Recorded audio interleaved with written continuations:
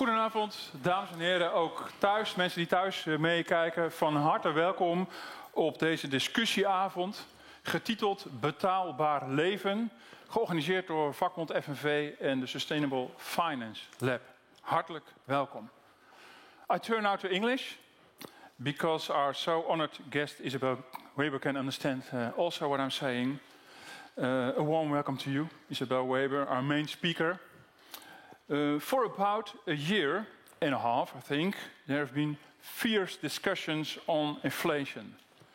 Not only between academics, but also between policymakers, politicians, labor unions, employers' organizations, and of course, citizens. As consumers, we experience directly the effect of rising prices. First in energy, later in many other products we buy day to day. Tonight we are going to explore this phenomenon. What caused this extreme inflation? How structural is it? What are the effects? And most importantly, what are we going to do about it? Do we have to do something about it? With Isabel Weber, we have an academic who had a great impact on this debate worldwide. Original and controversial. To introduce myself, I'm Martin Visser, financial journalist from De Telegraaf, one of the biggest newspapers in the Netherlands, I have to say. I wrote a lot about this so-called greedflation. We can discuss about this term later on. With that word, you immediately point an accusing finger at big companies and top managers. We will discuss later on what experts think about that, on this word only. Because tonight we are also going to talk about the distribution of power, the balance, to say it more classical, between capital and labor. More than enough to talk about. But first, before I give the floor to Isabel, I want to explain briefly the agenda for tonight. We have 3 blocks, 2 in English, 1 in Dutch. First is the presentation of the lecture of Isabel Weber. It will take about 15 minutes, with some time to ask questions afterwards. And then we continue in English with 4 experts that I will later introduce to you to explore this subject even more and give input on solutions for politicians. That will take about 40 minutes. And then in block 3, in Dutch, we will hear the solutions from 2 politicians. And in about 25 minutes, we will hear what they want to do to keep life affordable, like in the title of this evening. And then it will be around 9:30, I think, maybe a little more later, because there also is room for questions to ask, and we'll see how lively the debate then will be. But enough talk from me. Please switch off your mobile phones, put them to silent, and let's start with our main guest, Isabel Weber.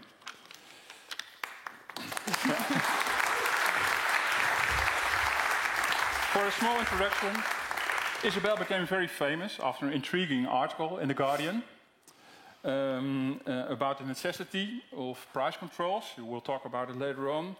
Maybe her fame was a little bit helped with a Nobel Prize winner who I won't mention. Don't mention the Nobel Prize winner who said something very ugly about her, but then also apologized deeply. It helped her fame even more.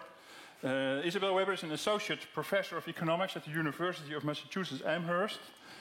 She wrote a book on the economic history of China, and she sees comparisons between what happened there and what's happening now. Very interesting. And in her articles and lectures, she makes interesting connections between then and now, between World War II and now even. So we are very honored to have you here tonight.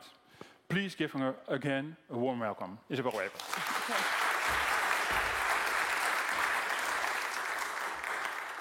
Thank you so much for this generous introduction, Martin, and thanks so much to Parkus de Zwinger, and I probably got this completely wrong, but I'm trying, FNV and Sustainable Finance Lab for having me here tonight. It's a great pleasure. I guess at this point, there's no need to motivate anymore why we might be talking about inflation, so I can skip that part. But I'm trying to talk here specifically about inflation in times of overlapping emergencies.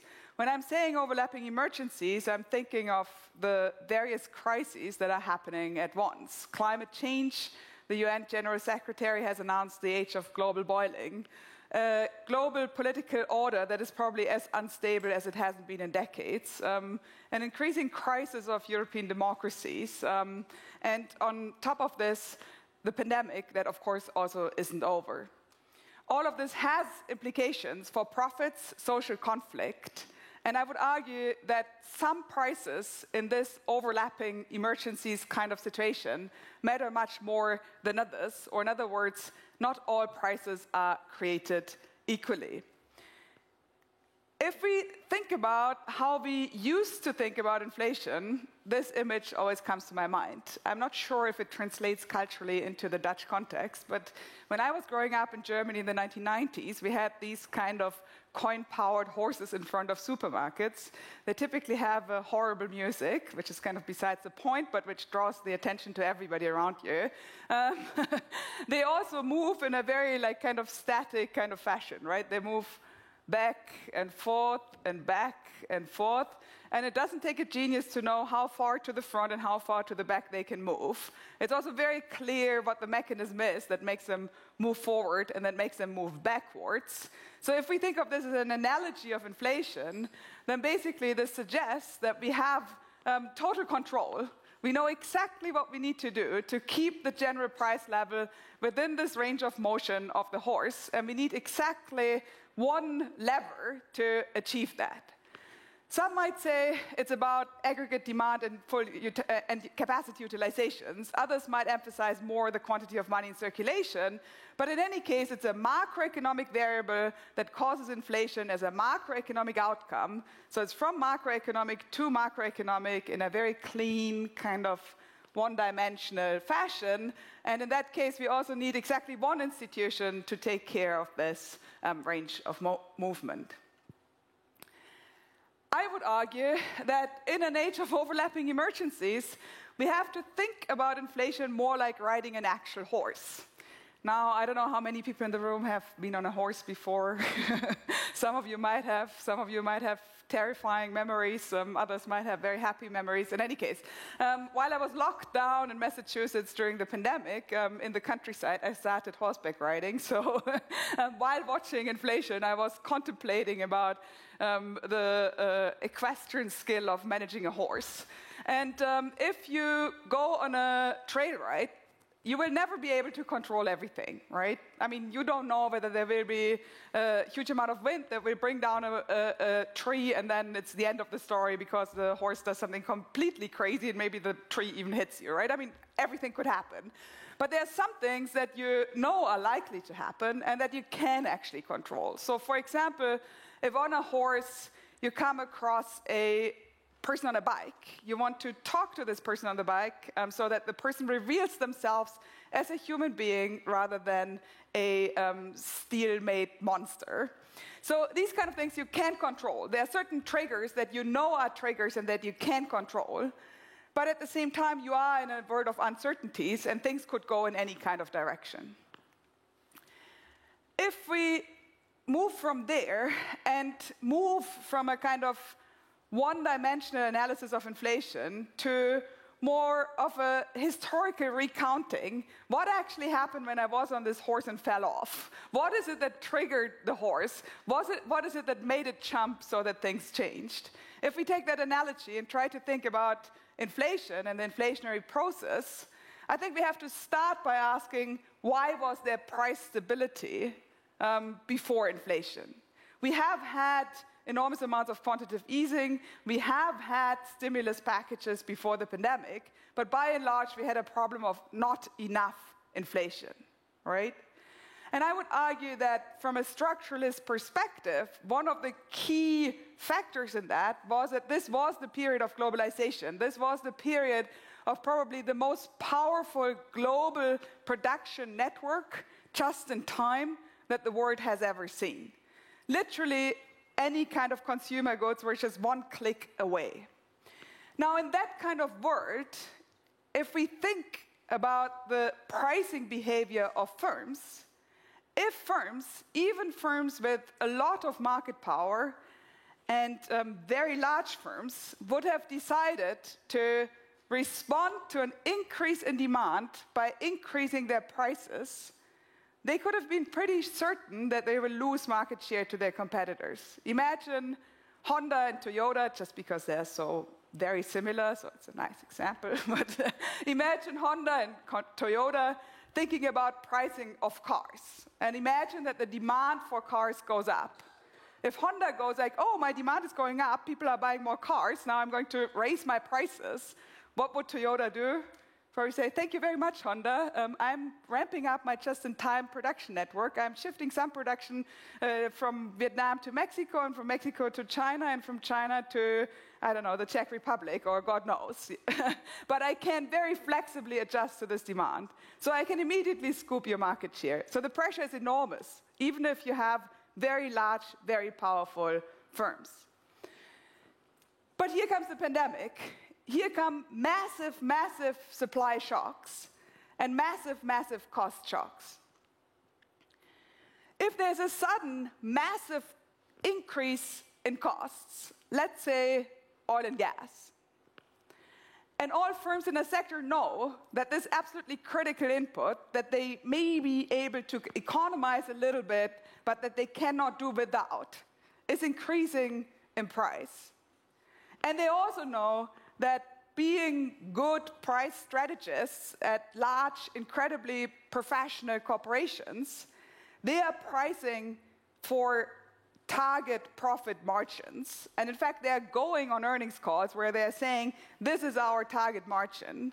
And they're communicating to the financial markets what the great potential is for their margins. And then there's such a cost shock. What will they do? They will increase prices. Why are they not afraid of their competitors taking their market share? Because they can be basically absolutely sure that their competitors will do the same. Their competitors are pricing for target margins. If costs shoot up, they will increase their prices. So this cost shock itself coordinates the pricing behavior of these different firms in ways that allows them to engage in price hikes. Now, if costs go up and margins stay constant, what happens to the profit volume?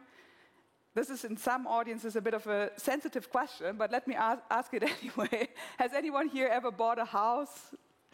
Probably there are some people who have bought a house. Did you have to pay a brokerage fee? Were you annoyed by the brokerage fee? Did you pay attention to how high it was? Was it about the same in the whole market? Let's say it was 3%. Now, one time you bought a cheap house, next time you bought a more expensive house. In both cases, it was 3%. One time you paid much less to the broker than the second time. For the exact same reason, if the profit margin stays constant and the costs go up, the profit volume goes up, right? Okay, now, in terms of the shocks, if we have a spike in oil prices, and oil firms are very large, but oil firms actually don't set their own prices, right? They are just price takers. If we have an explosion in price in oil prices, what happens to profits? They explode. What happens to margins? They go up, okay? Because we have an actual price explosion. So you have in one part of the economy a price and profit explosion, and in the other part of the economy, firms that by and large are able to protect their margins. Not everybody at the same pace, and there's heterogeneity and so on, but by and large, the corporate sector has done pretty well in protecting their margins. Then overall, you get a picture that looks a little bit like this, or actually like this. This is the United States non-financial corporate margins going back to 1947. And if you focus on the blue line without capital depreciation adjustments, which we can talk about during the Q&A if you're interested in this, this basically looks like the Omicron wave, right? Remember the Omicron wave? You were looking at it and you were like, oh my God, oh my God, oh my God. This is like happening at a similar kind of time, and it just like shoots up, right? So you have one part where profit margins explode, and the rest of the sector is not absorbing this explosion, but is actually keeping things where it is. So overall, it's going up very dramatically. This chart actually has been on the front page of the Financial Times, even though I just took it from the Statistical Office in the United States, which is rather astonishing, but which tells us that not many people are apparently following profit margins when they think about inflation, or did not used to. This certainly has changed. if we look at company-level data, then another reason why margins and prices might be shooting up is because there are bottlenecks. So one classic example is the shipping sector, where you had ports that were completely blocked. And in that kind of situation, these shipping companies switched from having stable freight rates that are always more or less the same to basically like kind of auctioning off their capacity and just raising prices in a crazy way. So on the top chart, you see in orange the price increases. On the bottom, you see profit and profit margins. And this is really like kind of a tsunami wave. But as I say, this is only in some kind of sectors. And the key question is, who is paying for these price explosions that end up being a cost for everybody? I'm going to skip over this in the interest of time. Sorry for this. I'm happy to go back during the Q&A if you're interested. So if it is the case that the corporate sector can kind of pass on these cost increases and even increase their profit flow, then someone has to pay for these cost increases, right? If we are in Europe, as we are, this is actually in terms of trade shock for a large part. So actually everybody's paying to some extent. But if you're in the United States, then you actually have gigantic oil firms that have made record margins that they had not seen in their history. So eventually, labor will fight back, right? Eventually, labor will demand higher wages because real wages have collapsed as the purchasing power went down. And in fact, this summer, we have seen some of the largest strike waves in recent years, right? Which I think is completely consistent with the analysis that we have here, which was published in early 2023. So eventually, labor fights back. And if we look at the share that profits and wages account for in inflation, and all of this is US data, then this actually maps exactly in the story that I have just been telling you. So the orange part here is profits, and the blue part is labor. And you can see that with the initial bout of inflation, the share that is accounted for by profits went up very dramatically. And then in early 2023, it starts to flip as we get this wage catch-up. In fact, the IMF has done a similar kind of analysis and has compared the share of labor and the share of profit between the 1970s oil shock with the Ukraine war shock. And they have found that in the 1970s, it was actually labor that was in a better position to fend off the cost shock. And this time, it is the corporate sector that is in a better position to fend off the cost shock. So it's not like somehow naturally given that it's always corporations that win from this, but there are historical differences, there are institutional differences that matter. Now, the question is, of course, if you get wage catch-up, that is at the end of the day a cost increase for everybody that is hiring labor, right? So that cost increase could, in principle, be a new kind of cost shock that sets off another round of sellers' inflation, right? And this is the stage that we are at, and this is kind of the big elephant in the room, and this is what central banks are so worried about. Now the question is, should you react to this by saying, oh no, actually we don't want wage catch-up because at the end of the day, this will create a wage price spiral. But if you don't have wage catch-up, you actually cement a redistribution of income. Or should we rather say, what can be done, what kind of policy solutions can we find to make firms absorb the wage increases? This is a tough question. I think there are no straightforward answers, but I think it's a question that we have to ask. And solutions to these questions, I think, to this question are extremely important in trying to deal with this inflation. But if we are indeed in a world of overlapping emergencies, if after the shocks that we have been living through, it's likely that there will be more shocks to come, then isn't it the case that we should try to come up with some form of disaster preparedness to absorb the shocks more locally so that we don't get oil price explosions, freight rate explosions, raw material price explosions, sellers' inflation kicked off by this, then eventually labor fighting back, and the risk of a wage price spiral, where if we react to that kind of inflation with the playbook that we have, we basically switch to austerity, which we know ends up hurting the poorer part of the population once more. So if it is indeed the case that we are living in an age of overlapping emergencies, I would argue that we have to think about a form of economic disaster preparedness. We have to think about ways to make the most important, the most systemically significant sectors prepared for future shocks. And that is actually what I have been addressing in my research, trying to come up with methods that help us become more resilient in terms of these things that really matter. The things that we have identified as the things that really matter by using input-output techniques is basically energy, housing, food, and transportation, wholesale trade.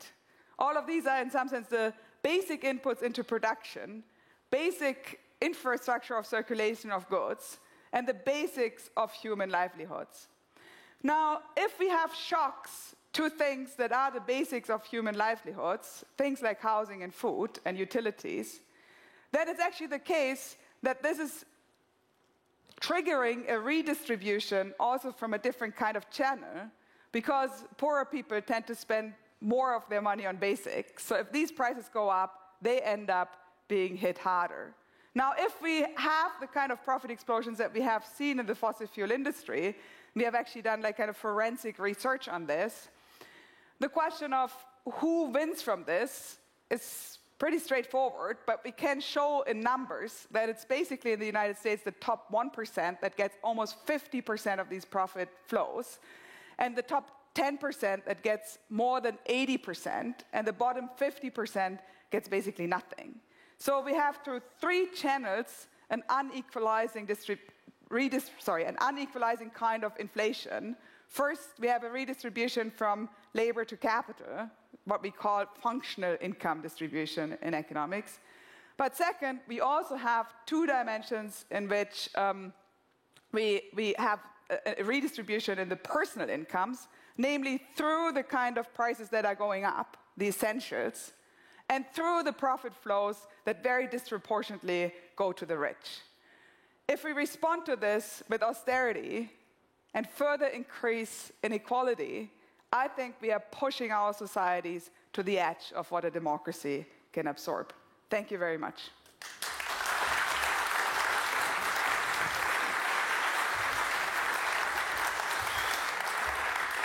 Thank you very much, Isabel, for your presentation, for your lecture.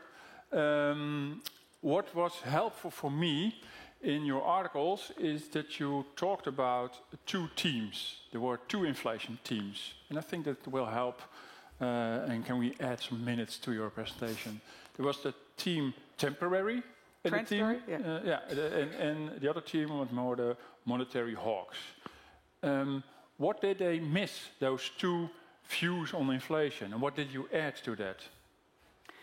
Yeah, so I would say that basically they both agreed that inflation does not originate from changes in relative prices. So inflation, like a generalized kind of inflation, does not come from the change in any one specific price. But it turns out that some prices are so important that they actually have the potential to unleash generalized inflation, especially if the corporate sector can behave in the ways in which it has behaved this time around, and we get a form of seller's inflation, where basically the behavior of sellers ends up translating the shock to any one specific price into a generalized kind of inflation. So the team, we should have hiked interest rates the day before yesterday, would say, no, actually, this is like all bogus. What we have to focus on is these macroeconomic variables. So if we get an inflationary tendency, we have to push down aggregate demand by increasing interest rates and cooling down the economy, which always sounds like kind of nice and fresh. We heard it over and over again, yeah. For instance, from Klaas Knot, who was saying the economy is overheated. Yeah, and I, as a consumer, thought, what am I doing wrong? Am I doing wrong something? And then interest rates go up and we are in a recession. That's the one team. And the other team, what was he doing wrong? Yeah, just to be super sure about what this team is, I think the best meme for this team is Larry Summers sitting at a beach somewhere in probably the Caribbean with a white sandy beach and palm trees in his background, clearly the setting of a 5-star hotel, and talking about, I think unemployment has to go up to at least 6%. Right? This is the mindset. Yeah. This is basically the idea that everybody has to suffer in order for inflation to somehow calm down. And that is what's happening right now, you say? This is, so I think what is happening right now is, on the surface, just that playbook. If you scratch a little bit below the surface, we actually see that in pretty much all countries, governments have taken initiative to try to address these specific price shocks in one way or another. Especially in the European context, I would say that pretty much at all countries that had the fiscal space to do something, did something about energy prices. In the United States, they mobilized the petroleum reserve, the Strategic Petroleum Reserve, which was also an attempt to do something about oil prices. President Biden set up the Supply Chain Task Force. Now, you can say this is just symbolic, but at least he tried to do something about the actual supply shocks. And the list can go on. And of course, it's much messier to talk about this extremely heterogeneous, very long list of single measures than to talk about hiking interest rates by 1 percentage point, 2, 3, 4. And the other team was saying, oh, it's all temporary. The Just other team was, sit and wait and all will be over, in my words. Exactly. So the other team was, I think, underestimating the degree by which the corporate sector is able to pass on these cost shocks. But because this act of passing on is what turns a local price shock into a generalized kind of inflation. So they were thinking that there would be more absorption of these cost shocks, which would mean that they would be more or less transitory, that oil prices go up and then maybe some prices go up a little bit and then we are done, right? But this is, at the end of the day, not what has happened. Yeah, okay, thank you. Is there a question from the audience we can take before we switch to the panel? Yeah, there. Microphone is coming. One question. Thank you for your presentation. I was wondering, the last sentence of your presentation was about the risks for democracy in this entire situation. Can you explain a little bit more about what you think from this situation could lead to real risks of our democracies? Yeah, thank you. This is a great question. Clearly, I cut myself short because I was looking at the watch up there. Thank you. So, I think that in capitalist market economies, there is a social contract that goes more or less, you go to work and you make a wage that is enough for you to make a living, as we say, right? Now, if you keep going to work and you do exactly the same as before, and actually we have seen labor markets being pretty strong, right? So people kept going to work, right? It's not like they suddenly sat at home and were unemployed or something, on average. And then you suddenly have to worry about being able to pay your gas bill, or you have to worry about choosing between good food for your children and paying rent and the power bill. Then I think something breaks. And there's like very basic kind of social contract. And at this moment, people have existential fears of a kind that lead them to think anything but this. So whoever pops up and says, hello, this is a shitty system, and I have like these wonderful nationalist, racist ideas for you, ends up being someone that appears attractive. And in fact, in Germany, we have some first survey research coming out, and we can see in like panel surveys that households that have suffered higher financial stress have disproportionately switched to the AfD. And we can also see that even before the gas price break policy was actually implemented, But that moment, I was on the Gas Price Commission, so I remember that very clearly. The parliament and the government finally decided that they were actually going to do something. In the polling, you could already see this, and people had less existential fears because they felt like, okay, the government is realizing that this basic need needs to be ensured in some sort of a social kind of fashion because we individually cannot carry that burden. Very clear. Thank you very much. We have still a lot to talk about. Could you please stand after that, behind that table? Because we're nearly after. I'm translating in my head. It's evening already.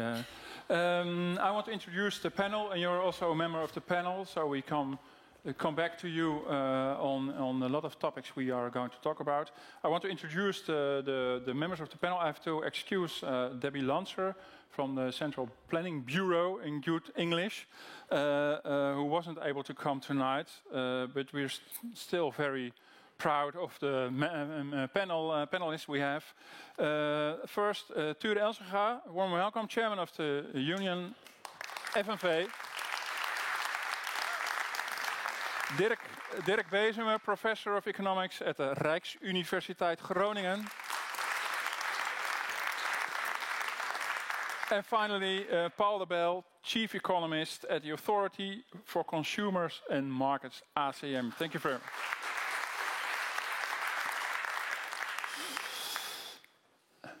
Thanks to have you here.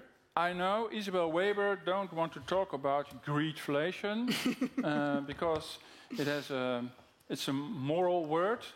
Maybe we can start off with the person who doesn't have any problem with that word. Ture Elsinga.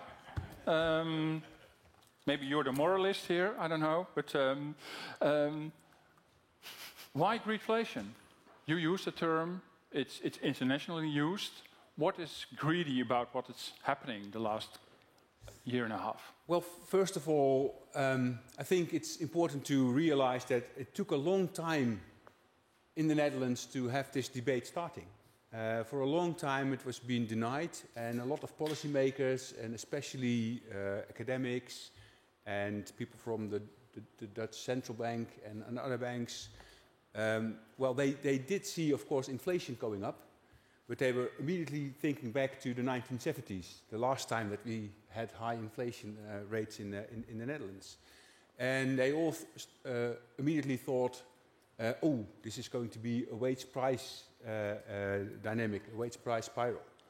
So even before we had a proper debate what actually caused the inflation, already the president of the Dutch National Bank was warning us not to raise the wages too much. Mm-hmm. And then we thought, well, actually what is happening, our real wages, as you explained, I remember that one of your seats said, this is not the 1970s, as a title.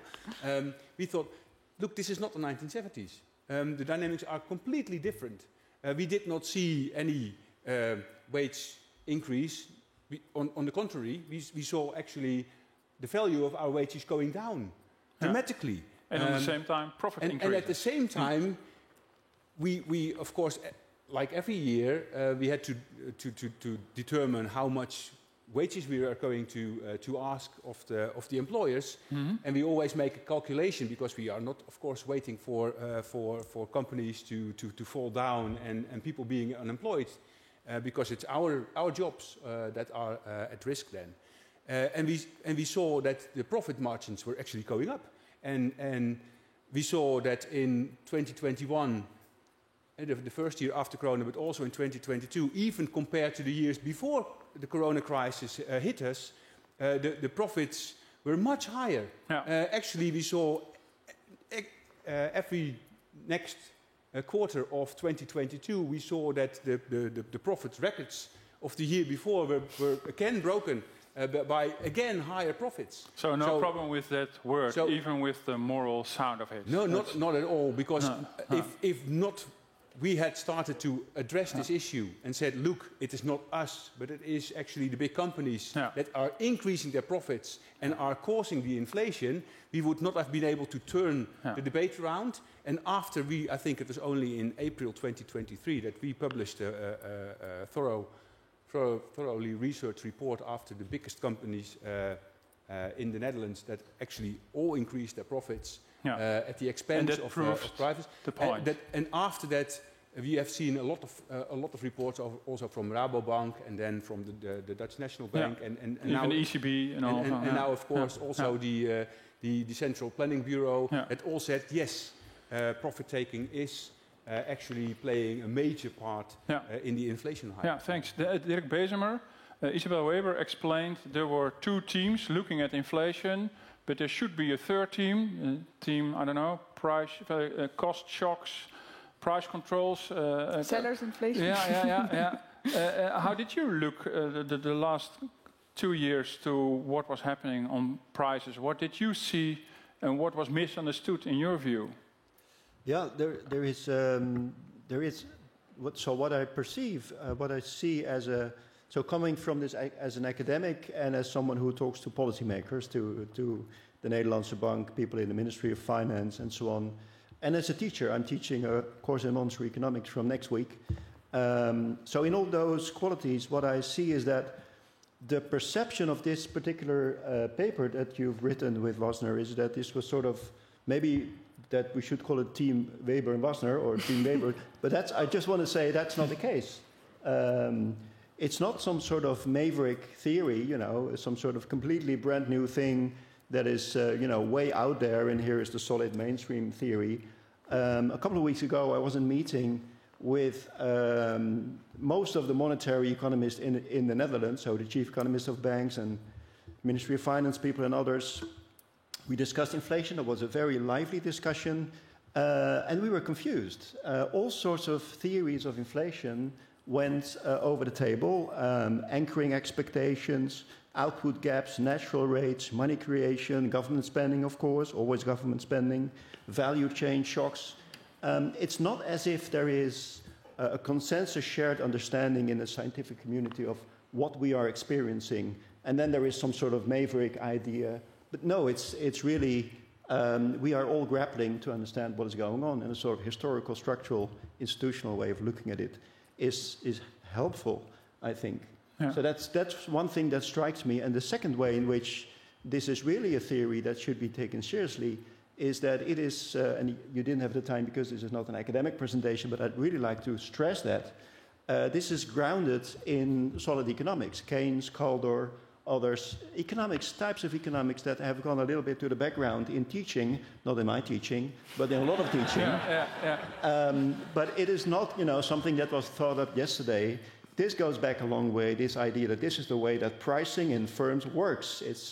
It's a very empirical, institutionalist, I should say realist way of doing economics. Yeah. So this is to sort of place it in the academic and the policy debate. Can I say more? Or? No, I think Isabel Weber, then I go to you, Paul de Waal. You are the first to acknowledge that the ideas are not new. More than that, there was a period that there was a lot of consensus about maybe price controls and things that are now very controversial. You make a comparison with post-war period. Can you explain that? Yeah, if I may, I would step back for a second and just comment on this question of greedflation and sellers inflation and so on. So one of the reasons that I have used the terminology of sellers inflation is that this is actually a word coined by Abba Lerner in the 1950s. So this is like trying to make it very explicit that I have not invented this, but I have actually built on a tradition of thought that has been arguing in very similar kind of ways. And I should also say that if I was a union, president of a union, I would probably think differently about language and terminology. But given that the academic situation is so confused, as an academic, I think it's important for me to use a language that doesn't create an opportunity for people to misunderstand me from the onset. So I think in that sense, we have two parallel debates going on that are very much overlapping and often mixed up because everybody's confused. But I think different language might work in different contexts. Okay, sorry, now on the question of the word war.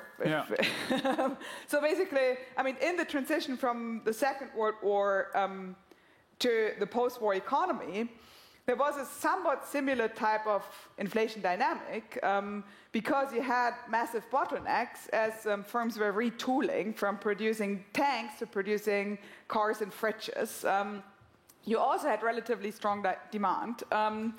And in this situation, basically all economists across the spectrum, I mean, never all because there's never consensus, but as far as consensus in economics goes, this was a pretty high point. There were people from the institutionalist school of thought, unsurprising, but also people like Frank Knight, the mentor of Milton Friedman, Paul Samuelson, the author of the most important, totally mainstream textbook of the 20th century, Paul Sweezy, probably the most famous Western Marxist of his time. They all agreed that in this kind of situation, strategic price controls would be a helpful tool because you have a bottleneck, which means that supply cannot adjust. That's the definition of a bottleneck, right? And if the price shoots up, this price signal is kind of going into empty space because there's a bottleneck that prevents the supply adjustment that the price increase is supposed to induce, right? That being said, I am of the opinion that price controls can always only buy time, so it's better to be prepared and think about how we can increase the adjustment speed on the supply side, and we go back to price controls if we are not prepared and if we are in situations of emergencies where we don't have any ability to actually absorb shocks. Yeah, thank you. Paul de Bel, you are with your organization ACM responsible for competition policy. I was very intrigued this spring when you wrote a blog on your website, and it's not new to you because I wrote an article about it. Let's be open and transparent about that. Did you wrote a sort of, or convinced even, that you are learning new lessons about maybe the market power of big companies, or maybe even power abuse of big companies, in the light of this inflation debate? What were your lessons, or the biggest lesson you have been learned? Yeah, I think there's still many things to learn, but two main observations were, one, that a sector like energy is providing sustenance to people. So it's of vital importance for people to live. And we lost sight of that, we as society, in the sense that we liberalized and privatized the market. And to some extent, of course, this was a good thing, so I'm not saying that we shouldn't have done that. But we relied, I think, a bit too much on the benefits of competition to take care of us, also in times of supply shocks. We didn't see that coming as society. And because that happened, we had to face the problem of vulnerable households and to deal with that, to protect them against these price hikes. So that's one lesson. And the other lesson or observation, because we still don't fully understand it, is that why can there now be seller's inflation? I think your work points it in a clear direction about the mechanism, but from our perspective, and I have a background in microeconomics and not in macroeconomics, so my question is, why can firms get away with it to hike up these prices a bit more than you would expect? Apparently then competition is not effective, and why is that the case? And if you look at historical data, several economists have done empirical research, so they showed that over the last decades, profit margins have steadily increased overall in several sectors, and also concentration ratios. And that's quite surprising that that has happened, and I think that's also something that we didn't see coming. But can you do enough about it? You investigated, not yourself, the organization investigated, for example, the energy sector. Yeah. Now you're going to investigate the banking sector. Yeah. And let me guess, nothing will happen. Yeah, we can. You're right. We can probably not do much. Cannot do much against it, except if there is a violation of competition laws, so like a cartel or abuse of dominance. But that's not the case, is it? Well, we expect that won't be the case in banking and not in energy. So then what's happening, it could be something like an oligopoly structure with certain market imperfections that hinder competition, like switching costs for consumers. And then in the present situation, we can only come up with policy recommendations to deal with that. We are trying to get extra tools in our toolbox to be able to deal with that. For example, to reduce switching cost. In the same manner that in the United Kingdom they have a market investigation tool, so we are hoping that we can also get such a toolbox to be able to intervene with, well, maybe some type, it could be a price control, but more like something like a structural measure to make competition work again, to give it a boost, and then a price control would not be needed, because if you get competition running again, then that should be sufficient. It's unnecessary. Yeah. Dirk Bezemer, you want to respond? Yeah, I was really triggered by your, mentioning that we don't have the tools to respond to this. Why is it normal and accepted that wage moderation is an institutionally accepted policy, but profit moderation is not? And I think when we take this forward, when you're convinced maybe by the empirical evidence, by the intellectual arguments, then the next step is, what do we do about it? And then you need to understand the resistance. I think one part of the resistance is the idea that wage is a cost and profit is not. But then as a policymaker or a macroeconomist, you're really taking an entrepreneur's perspective. For entrepreneurs, wages is a cost. But for society, profit is also a cost. That's one thing. The second thing is the idea that moderating wages is fine.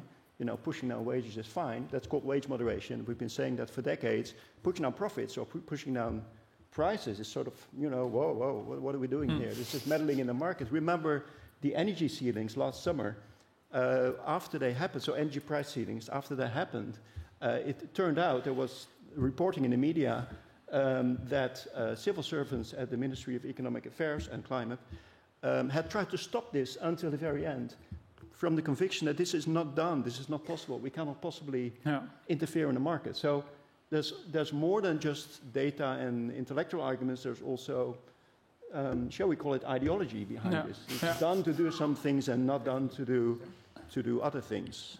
I think that's helpful for the There's a lot of talk about the wage price spiral, but not a lot of talk about the profit price spiral.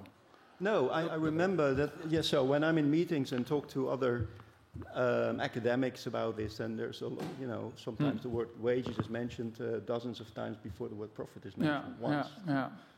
Ture Elzinga, obviously you want to talk about this further on, but I have another question for you to make it more concrete. The evening is called An Affordable Life, and I don't know if that's very good English. And during the elections we talk a lot about bestaanszekerheid. Yes.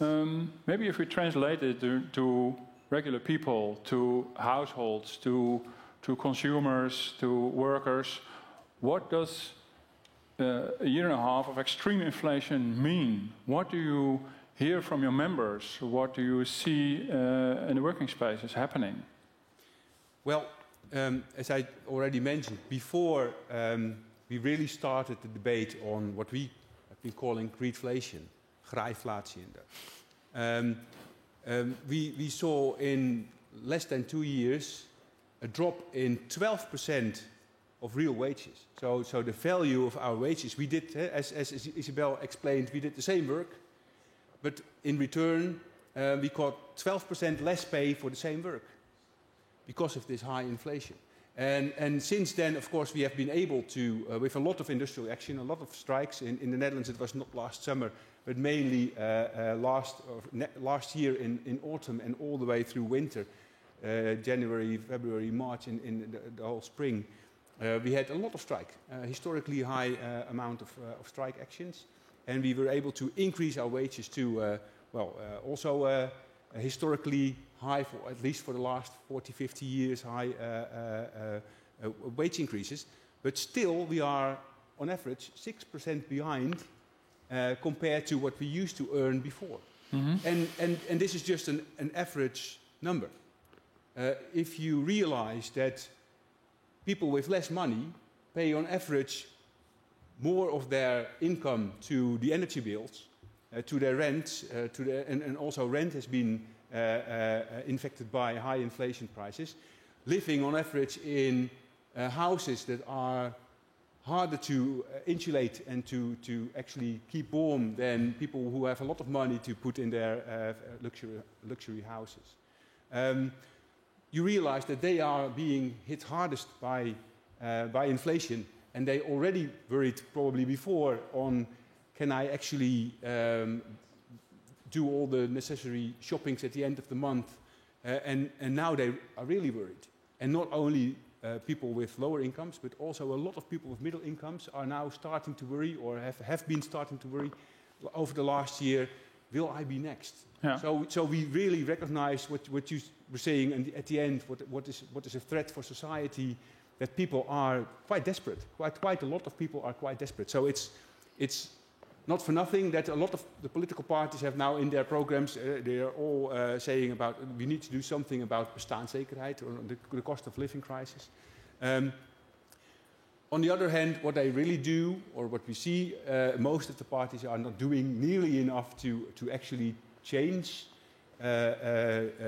substantially the income of the lower incomes, raising minimum wages, raising social security, etc. And a lot of the parties, this is the confusion that you were talking about, also point out, no, it's the expenses of government. So there's already some debate on, do we need more austerity maybe, which we already also know that also will be hitting hardest on the people with the lowest incomes. So yes, this really is a great concern. And so you were talking about market imperfections, and of course, market has been the main driver of ideology over the past 40 years, I would say. But markets are always imperfect. I've never met, maybe Koninginnedag or something, but a perfect market doesn't exist, I think. So there are no perfect markets. There's always imperfections, and market power is always there, and especially when there is a lot of crisis hitting us at the same time, and there is a lot of imbalances and disruptions of the economy and of the markets, then we see that these power are being abused. Yeah, Paul Bell would say that's why ACM is there, because if all markets were perfect, he was out of a job. Well, I think if we don't have the instruments now actually to curb also profits and to curb also prices, because the current laws that we do have are from the time of the 1950s and 60s, when it was still a normal thing to do, then we need to adjust these. So this could be a question to the next panel, to the politicians. We will ask them, of course. But of course, we have to realize that politicians can do a lot. They can change the rules, but it will never happen by itself. We need a countervailing power, because we have this very unequal distribution of power. And let me guess, you are that countervailing power? Or? Obviously, Martin. That's something we already... that we know. Don't ask anything, you already know the answer. And the good news is that we are getting more members and we are more powerful, so we can actually confront the power. Yeah, okay, Paul de Bijl, one of the solutions, Isabel Weber says, is introducing price controls. In the Netherlands, we did it. In Germany, there was a prijsplafond, a price ceiling for energy. Yeah. What do you think of that? You're pro-market, I suppose. And then price controls, is that, I don't know, if it's not, you can say it, but price controls, is that interfering good working markets, or is it a helpful instrument? Yeah, so I'm not pro or against markets, but our job is to make markets work better and to make sure that people benefit from competition, and if there's excessive profits, and that could be a sign of too much market power. But then about your question about price controls, well, in energy it could make a lot of sense to have something, for example, like social tariff, like in Belgium, in which households below a certain income level can apply for a special tariff for energy, and well, the government, of course, has to decide on who can benefit from it. But then, once you get it, then you can purchase the energy from your supplier at this regulated price. And the rest of the market, the rest of the households just have to pay the market price, well, the daily price. But you introduce income policy in the energy prices. Yeah, that could be one way to go. So the other direction sounds would like be... the toeslagenaffaire. No, it's not a toeslag. It's not a financial benefit. It's because you implement it through the market and not outside of the market. So with benefits, financial benefits, well, the toeslag, you implement it outside of the market. But isn't that something that works on paper but not in the actual world? Because I'm it not sounds quite rather sure. complicated. So we've sort of forgotten, I think, that in utility sectors we have been doing this for many years. Think of universal service obligations. We still have it in post. We still have it in telecoms. I think we have had it in energy in the past. But in these utility sectors it makes sense because we find it important that all people in society can make use of energy, telecoms, public transportation and so on, because it helps people to be able to function in society and in the economy. So there are huge societal benefits from it. So in that sense, in these sectors, well, we have a tradition of that. We have sort of forgotten about it. Yeah, So okay. A little like Dirk Wersema said on the theory on inflation. Things we've forgotten and we were used to in the past. Isabel Weber, there are also political parties who are thinking about maybe introducing price controls on food, or to start off with thinking about it. Is that really necessary? Are we in a situation that it's necessary that the government will say how much our food will cost? Yeah, maybe a very quick, just because I have spent the whole fall last year thinking about energy prices and civilization, if I may say a word on that. So I think like... You were advising also the German government about it. Yeah, basically the German policy design started from the proposal that my co-author and I put forward, and I'm very happy to hear that it seems the Dutch have followed a similar kind of model. So just to say that I think a social tariff is certainly a good thing, but I think it kind of serves a different type of purpose. Yeah. And I think that what we see in these massive, massive shocks is that people way into the middle, even the upper part of the income distribution, I mean below the top 20% or so, have legitimate existential fears around paying bills for basic needs. And I don't think we can address this. I mean, in German we have this nice or not so nice word, Härtefall. I don't know if this rings a bell in Dutch. So it's the idea of like an exceptionally bad case, okay? So if you go around as a policymaker and tell 30, 40, 50, 60% of your population, you are an exceptionally bad case, you are a vulnerable group, I think that is not a great psychology here. I think this is really problematic, but I think this really matters because in the climate policy, for example, if we talk about carbon pricing and compensation for carbon pricing, there are also proposals out there that say, oh, only those that are vulnerable groups will have to be compensated. But if suddenly like 40, 50% of your population is a vulnerable group, I don't think this increases the support for fighting effectively against climate change. So that's why I think this idea of ensuring socially as a public agent against shocks to essentials is kind of a different type of idea.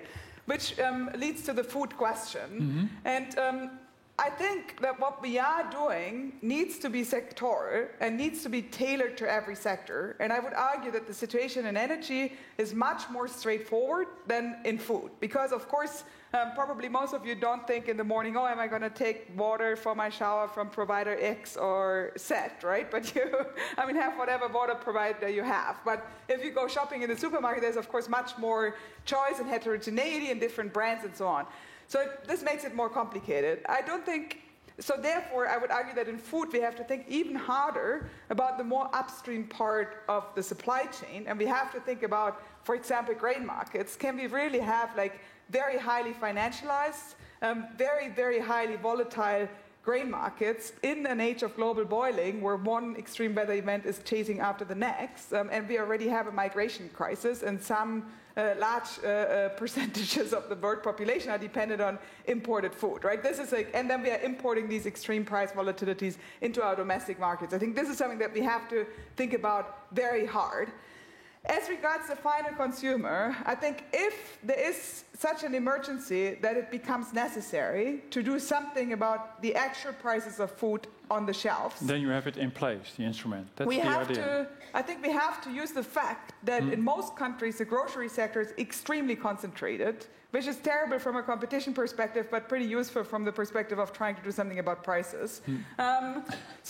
In most sectors, grocery stores have their house brands, right? For the house brands, they already know the whole supply chain, they know the cost structure and so on. And when we talk about basic food items, we are not talking about 1,000 items, we are talking about relatively manageable baskets of goods that, by the way, the food banks have already defined for us, because they have to have baskets that have a nutritional value that is sufficient for a certain kind of life, right? So we could take these kind of baskets that are already defined and say every grocery store has to have that kind of basket at a price that is price stabilized and that can come from the house brand. And if these grocery stores can show us that the costs are too high, then you could even have some sort of a subsidy to compensate for this lower price. And then ideally, I think you would also need to do this in a way that makes it actually apparent that the state is here stepping up and protecting the basic needs of the people. And all of this, I think, is not non-straightforward, but if you actually need to do it, and if you prepare for such a scheme and you actually are an expert on that industry, I think it is possible. Yeah, we will ask in the next panel if politicians are already thinking about it. That's what you're proposing. Please think about it. The next crisis is maybe around the corner. You never know. Dirk Bezemer, and then I go to the audience. Do you think that could work? You're also worried about seeing rising prices and rising profits. How could a government intervene? Should a government intervene, in your opinion? In principle, the government should be ready to intervene when it is in the public interest. And so if they believe it's in the public interest to moderate wages for decades, they should consider the case, is it in the public interest to moderate profits in the public interest. And is private price controls a way of doing it, or maybe taxing profits, or what's the best way from an economic taxing point of profits view? already. They are talking about specific taxes, banks, for instance. So these things are not taboos or something, but they should be, taken on their merit. What problem do they solve? If they don't solve a problem, don't do it. And I think we should also look, just for perspective, look at the other side. Before we had the inflation debate, we had a debate about profits and wages. Do wages lag profits?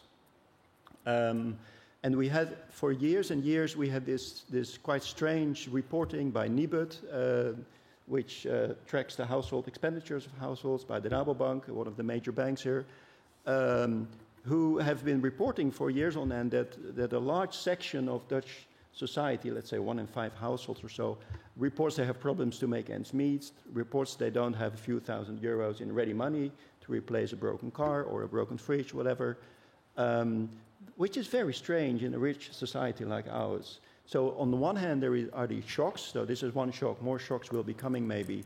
But on the other hand, there is the society which is hit by the shock. In what shape is it? And so we now see rising wages, more rise in wages than we've seen for a long time. You don't mention as a solution central bankers. Is Klaas Knot not already fixing the problem for us? I don't think, but that's a broader debate. I don't think central bankers calling for wage moderation is the solution. No, of course not. But maybe inflation going down. That's what we start off with. I'm very much in two minds about, or I'm very skeptical about the wisdom of increasing interest rates in this, because we see globally we see house prices falling quite precipitously. Not in this country yet, but it seems that the world economy is really, has this, what is it called, the Wile E. Coyote moment, where the coyote is still running, but he doesn't see the ravine. So there's a lot of international worry about that we're entering a recession, probably triggered by the high interest rates. Yeah. So I think that the medicine may be worse than the disease. Interesting. From the audience, I already saw a hand. This microphone is coming. Yes, It's coming. So, es war one question. Akkumuliert, das ist Moses und die Propheten. That's said Marx. So I'm just curious, where does Marx meet Weber? Does Piketty meets Weber? Yeah, interesting. Thank you very much. I think the question is for you. Yeah, thank you. I mean, first of all, I'm a proud alumna of the New School for Social Research, and Anwar Sheikh and Duncan Foley were my PhD supervisors, who are amongst the most well-known Marxist economists in the United States. So in that sense, in terms of my schooling, I'm quite familiar with Marxist economics. I would say that the classics and Marx are focused on the so-called long-run method. So they are thinking about the long-run structural forces in society. I think that understanding how they think about the long run and what the short run is doing to bring about the long run helps you also think about the long run. This is a bit abstract, but basically, I mean, when I don't know at what level of depth we want to go here, but I mean, if you think about market prices fluctuating around values, and that brings about a labor theory of value type of situation, right? Then it is competition at the end of the day that leads to this tendency of market prices to gravitate around some sort of a center of gravity that represents values. And now if you're a very advanced Marxist, you say, like, it's not values, it's prices of production. Okay, we can also say price of production. But what happens in the kind of situations that we have been looking at is that the dynamic of competition changes. Because these firms suddenly can engage in these kind of price hikes, as I've tried to explain. So in that moment, the market price is not bound to the center of gravity, but it can diverge pretty far. Now, Marx would probably say, like, yeah, in the short run, this is true, like, in the long run, probably not. So, I mean, of course, Marx wasn't talking in terms of short and long run, but just translating into the language of economists. So I wouldn't say that this situation that we are in is going to last forever. But I would also say that from the perspective of Marx and classical political economy, it is exactly this gravitation of market prices around values that organizes the economy and that ensures a rough proportionality between social demand and social production. Now, if this mechanism is messed up, if this mechanism is kind of exploding and running wild, then this means, I think, from a Marxist perspective, that the coordinating mechanism of a capitalist economy, namely the tendency of profits to be roughly equalized across sectors, is suddenly going nuts. And that is not great news if you are interested in some degree of stability in the interests of the livelihoods of the many. Very short, so one comment. Was the accumulation that the wealth is more and more concentrated to the top 1%, as you would That's another perspective. Shall we go to the next question, if you don't mind? Can I give a very short answer? I know I haven't proven myself to be good at short answers. So, I mean, I would argue that the concentration that we see is absolutely in line of what we would expect from a Marxist perspective. But I would also argue that, I mean, Marx actually has a perspective of real competition, where even if you have a high degree of concentration, you still have competition. Next question, there. Yes. Oh, thank you. My question relates back to the diagram you showed about the seller's inflation, and you pointed to two avenues where regulation could help. I think the one, I'm paraphrasing, but the one was about balancing the supply chain, and the other one was regulations to see if profit can be less absorbed by producers and by workers. It seems that those implications of those policy regulations are huge. And regardless of the specific policies that politicians will think of, can we do this incrementally, either country by country or policy per policy? That's what I'm wondering about. Excellent question. So maybe let's start backwards. So if we are at stage 3, right, the stage when wages start catching up, and the question is, how can we make firms absorb these cost increases, which in some sense is also the transition from stage 1 and 2, right, from the cost increases to salaries inflation. I think at that point there is scope to do something nationally, and I think, very much in line with what has already been said, we have institutions for wage moderation. We could, in principle, think about the same institutions for profit moderation, right? And if you are in a large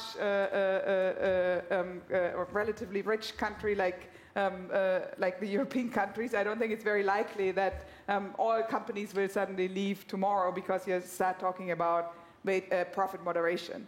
Profit moderation, depending on the situation, might not be enough to actually, as a kind of voluntary agreement, may or may not work. I think the unions could actually play a role in helping to enforce profit moderation if you are in highly unionized settings where at every company more or less you have union representatives.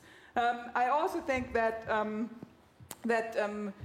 I don't think we can purely rely on transparency, but I think a greater degree of transparency and a greater degree of public awareness is not going to be the solution by itself, but I think it can be a helpful complementary element in the sense that if people are actually paying attention, are actually looking out for this, there can be more public pressure. But of course, if all companies are doing it, then public pressure doesn't help as much. So you need actual institutions and policies where the public pressure can be like a complementary type of element. So that's why I think once you're at this stage, it becomes really complicated. I think that what I just suggested is kind of going in the right direction. I don't think it's a full solution. So once you are there, once the genie is out of the bottle, it's kind of really hard, which is why I think we should focus on trying to not have these price and profit explosions in the first instance. And this is what I'm thinking of in terms of economic disaster preparedness, where we say that some prices matter much more than others, and we cannot have these prices explode.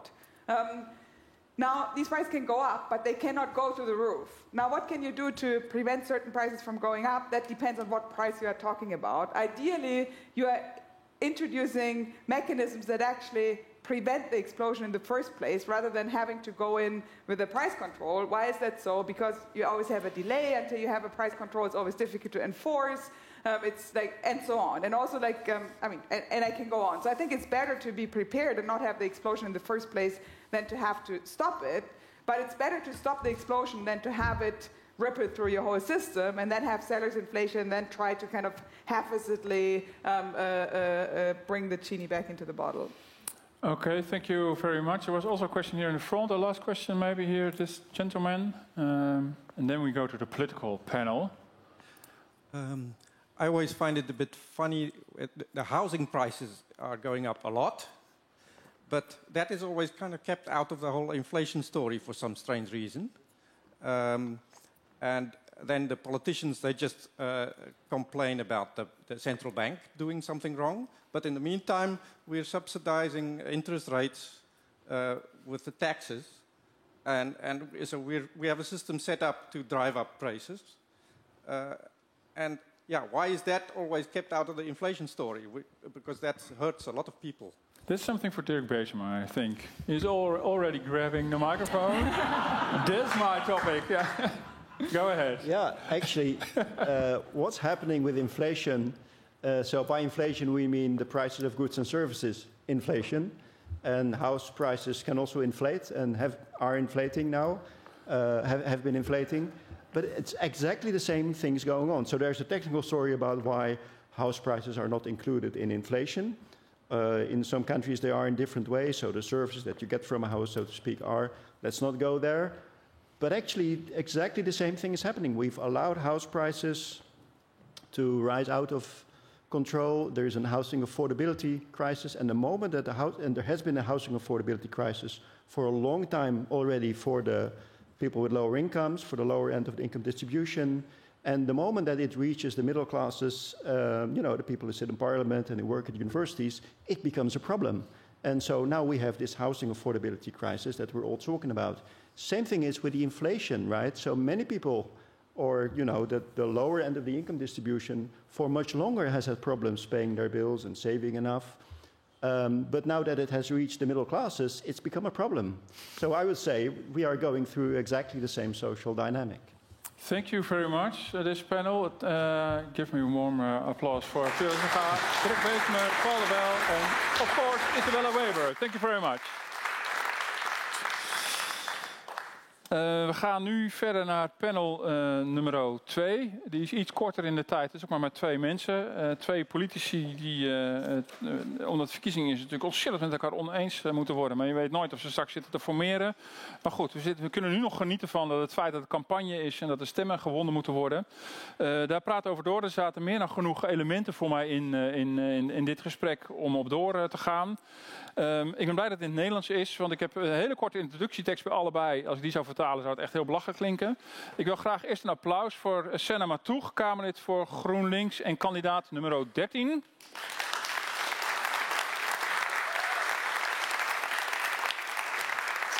Welkom. Neem plaats en haar introductietekst is: van gelul kun je niet rondkomen. Het is een citaat, ik heb het niet gezegd. Dat kwam in een debat voorbij. Ja. En nu al meteen al de handen ervan aftrekken. Maar, de tweede kandidaat Kamerlid voor D66, die ik graag naar voren beroepen, is Hans Velbrief.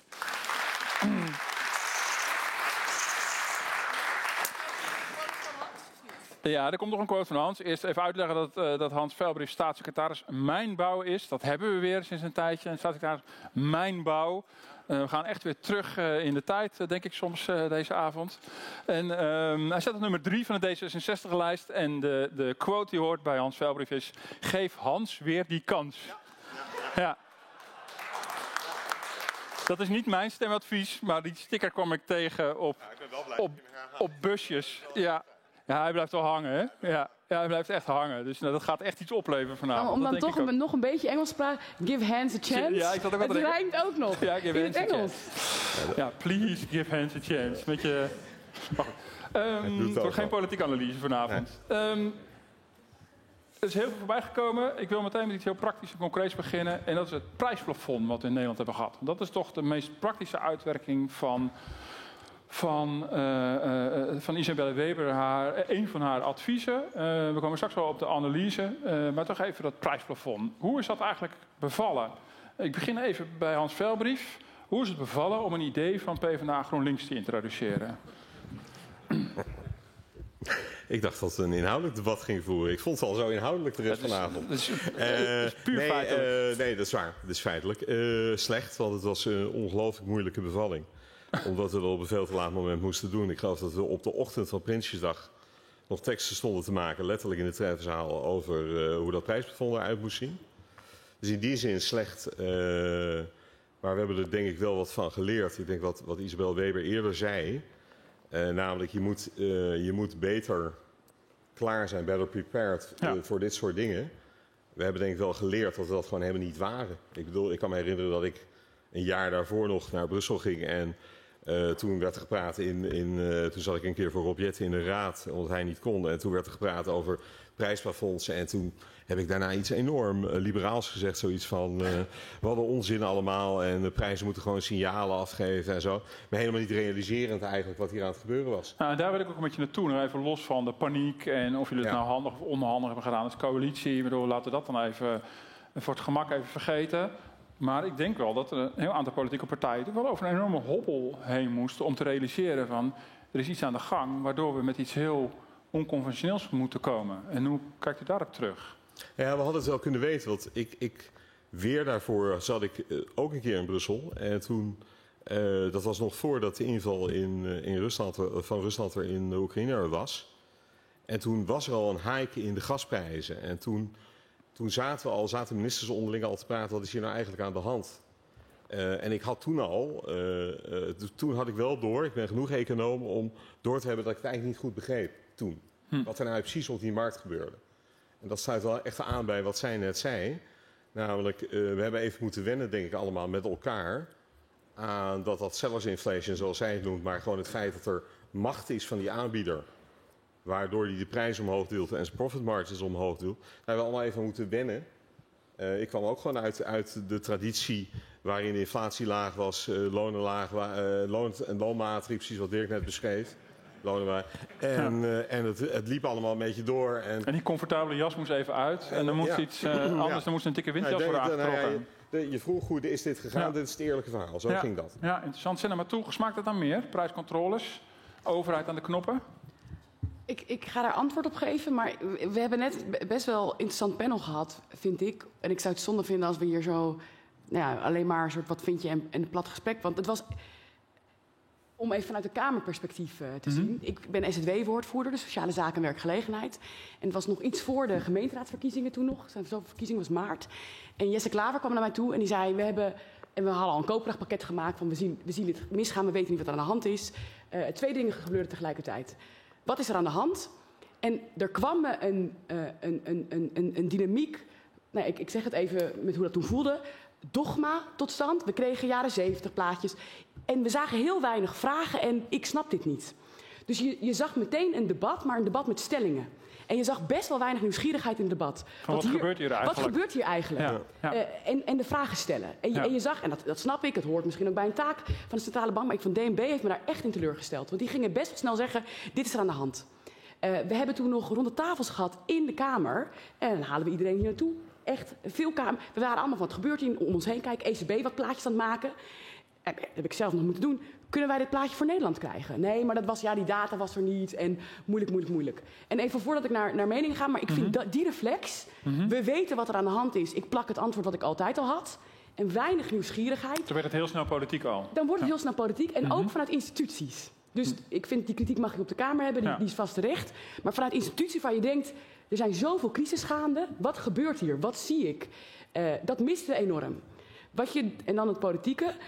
Jesse Klaver kwam bij mij binnen. Zei, we moeten nog een koopkrachtpakket. En hadden we gemaakt, een zorgtoeslag, collega's in de Kamer. En op een gegeven moment zei ik tegen hem, sorry, ik ben SZW-woordvoerder. Ik heb geen idee wat hier gaat gebeuren. Niemand weet het. Als we dit blijven doen, zitten we elke 2 maanden een pakket te maken. Waar gaat dit heen? En dan moet ik echt credit where credit is due. Jesse Klaver die zegt, was er niet een noodwet? Ik zei, noodwet, waar heb jij het over? Ik ben ooit begonnen als ambtenaar. En toen zijn we rond gaan vragen. Hij had er me dan meteen bij bijgetoverd, het bureau wetgeving van de Kamer. En dit is allemaal nog in maart, voor de gemeenteraadsverkiezingen. En wij zijn gaan zoeken. We hebben Kamervragen gesteld, schriftelijke vragen. De CEP van het CPB kwam uit. En we zaten met iedereen in Den Haag ik zie dit gebeuren in prijzen. Ik heb geen enkel instrument wat gericht is. Want het maakt uit wat je contract is met je energieaanbieder. Dus als je generiek gaat compenseren, weet je gewoon dat je totaal ongericht bent. En ik heb geen idee wat er de rest van het jaar gaat gebeuren. En het is dramatisch wat we nu al zien, zeker bij die mensen die een flexibel contract hadden. En in de Kamer, koopkrachtdebatten. En wij gingen de vraag stellen, wat kunnen we doen? En die vraag werd ook op ministeries gesteld. En het antwoord was heel teleurstellend. Eigenlijk het vorige panel. We hebben gewoon niks in de toolbox. We hebben generiek koopkrachtbeleid, wat toeslagen is, wat huurtoeslag is. Maar als jij een koper bent met een energiecontract, ben je mis. We kunnen iets doen aan belastingen, maar dan ben je een paar maanden verder of een jaar. Er was gewoon op dat moment niks in de beleidstoolbox. En wat wij wel zeiden, als we dit blijven doen met koopkrachtpakket op koopkrachtpakket, vanuit we weten niet wat er aankomt, en het eerlijke antwoord is hopelijk stopt het, maar je weet het niet, wat doe je dan? En in maart was ons platte politieke antwoord, we pakken een oud instrument, die wet bestaat gewoon nog, we doen die noodwet. Toen keek iedereen ons aan van jullie zijn gek. En om heel eerlijk te zijn, het was ook niet het beste plan, het was niet het allermooiste plan, maar het was ook wel, wat willen we? Stabiliteit. Dit kunnen we bedenken en misschien ook goed voor de discussie om mensen aan te zetten om te denken. En op een gegeven moment dachten we, kom op, dit kan beter. En toen zijn we gaan kijken en heel eerlijk, het was echt teleurstellend. We hebben echt moeten kijken in het buitenland.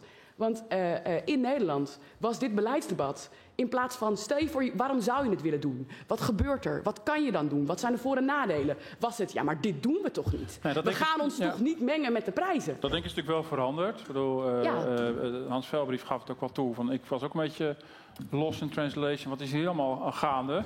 Interessant aspect in het programma van D66 is iets over voedselprijzen. Dat vond ik opvallend. Daar wordt gesteld, er zou een onderzoek moeten komen. Het is nog maar een onderzoek, maar goed, dat is toch al iets. Naar de prijsbepaling van voedsel door de keten, om zo beter in te kunnen grijpen bij extreme voedselinflatie. Dat is bijna een letterlijke vertaling natuurlijk van wat Isabelle Weber voorstelt. Van wees voorbereid.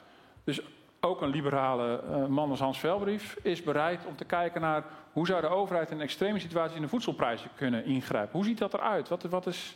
Wat zijn daar de beelden bij? We gaan een onderzoek doen, dus ik weet niet hoe het eruit ziet. Maar ik kom wel uit de liberale school. Ik denk dat het dichtbij wat Weber zelf zei zit. Waarbij ik denk zelf, als je deze liberale orde wil beschermen, dat je soms dingen moet doen, dat je ook moet ingrijpen. Dus ik zit echt aan die hoek van de liberale spectrum.